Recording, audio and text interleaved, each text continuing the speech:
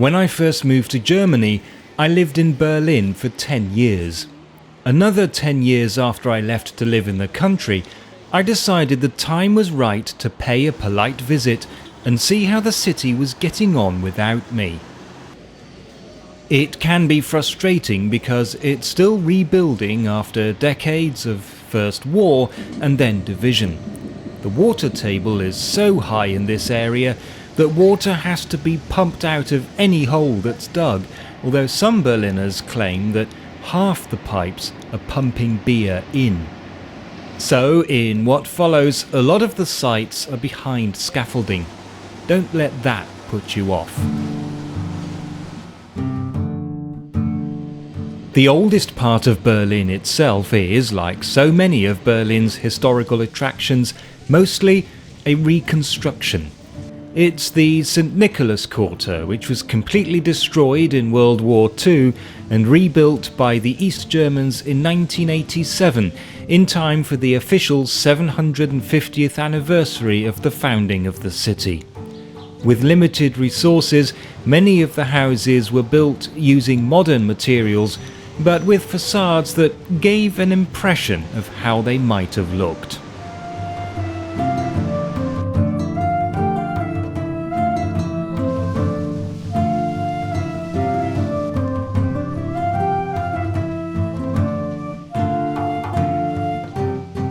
St. Nicholas's church dates from about 1200, so was in fact more than 750 years old in 1987. The date taken to calculate Berlin's age, 1237, is the date of the oldest known official reference to Colonia.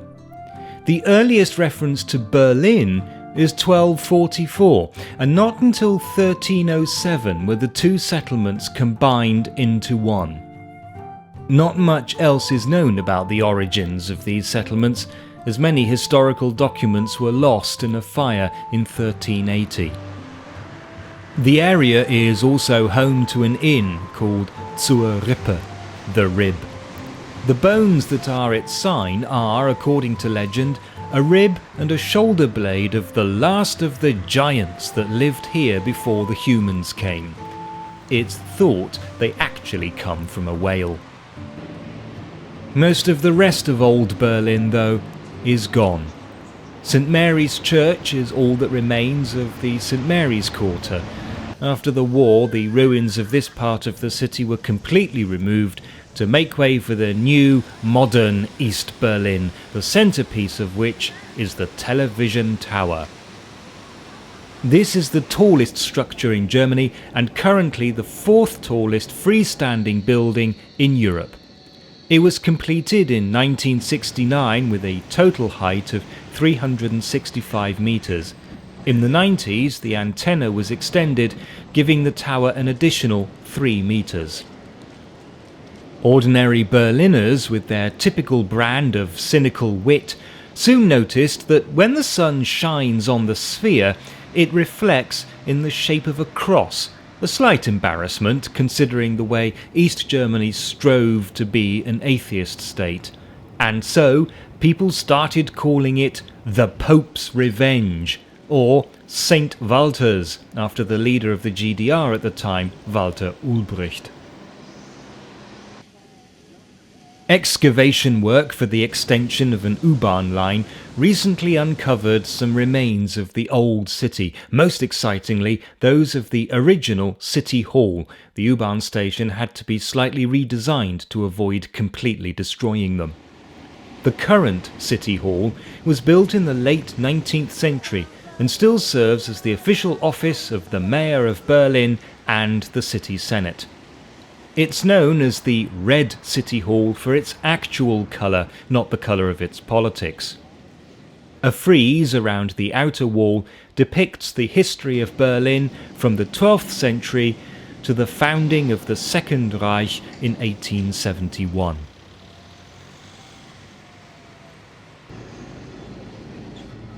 Nearby are the bomb-damaged ruins of a medieval Franciscan monastery, the so-called Grey Monastery.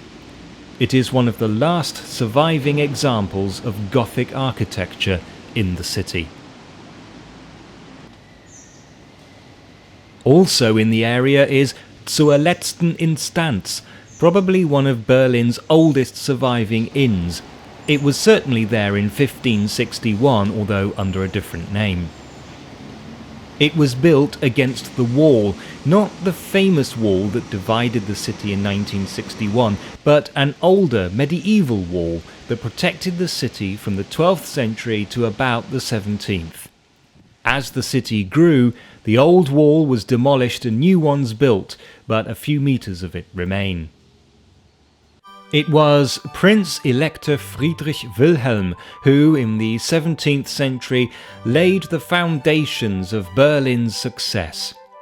He instituted a policy of immigration and religious tolerance, inviting refugees to live in Berlin, 50 Jewish families from Austria, political refugees from Bohemia and Poland, and most importantly, about 6,000 Huguenots from France.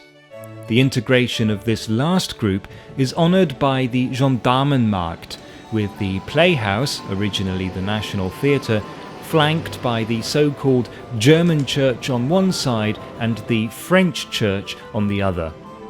Due to an unfortunate translation error, these churches are sometimes mistakenly referred to as cathedrals, which of course they are not.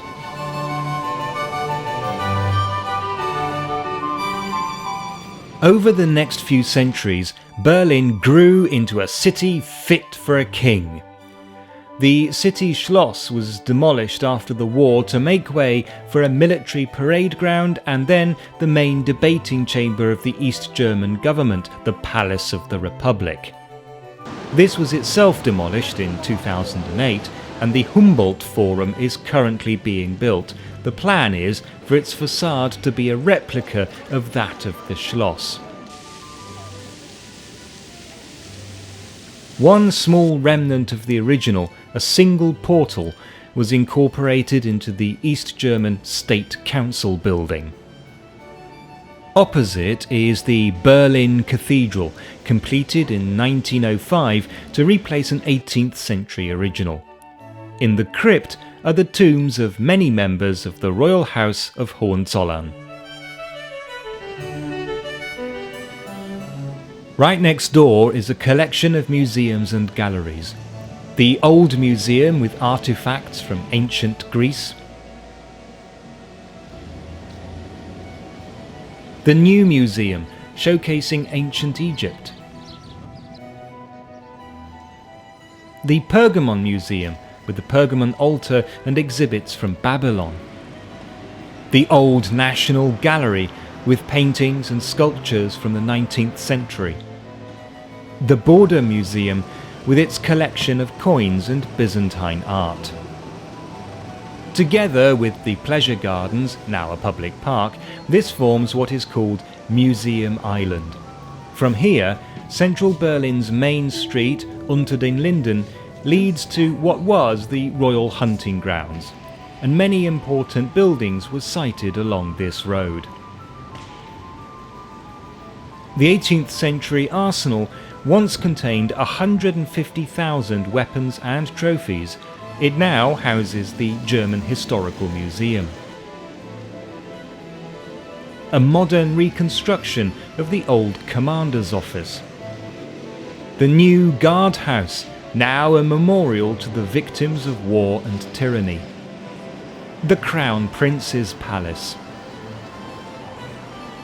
The State Opera House. The Humboldt University was founded in 1809 and originally called the Friedrich Wilhelm University, and was housed in an empty palace. Opposite the main building is the Faculty of Law, but in the 1930s this building housed the University Library. It was here, on the 10th of May 1933, that books written by people the Nazis considered degenerate were burned. A monument in the middle of the plaza commemorates this event. Unter den Linden eventually leads to the Brandenburg Gate, which provides access to the Tiergarten.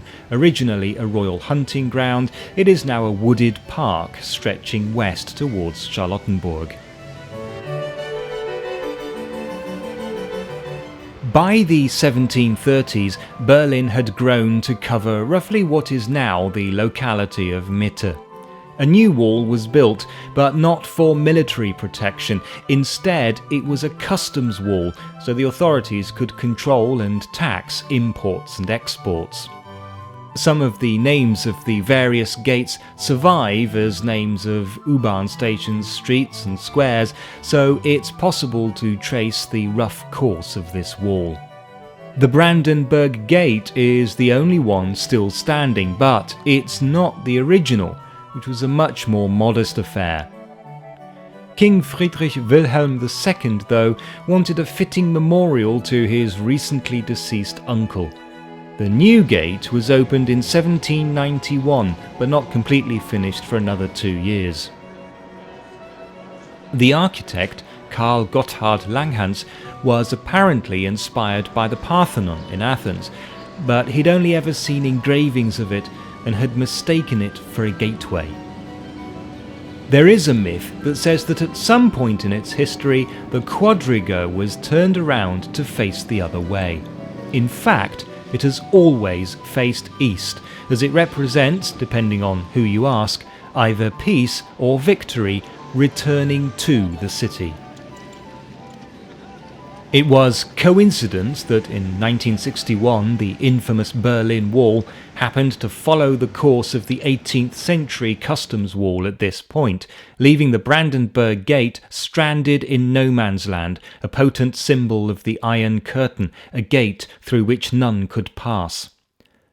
The buildings around Pariser Platz are all post-reunification, but some of them are copies of the originals.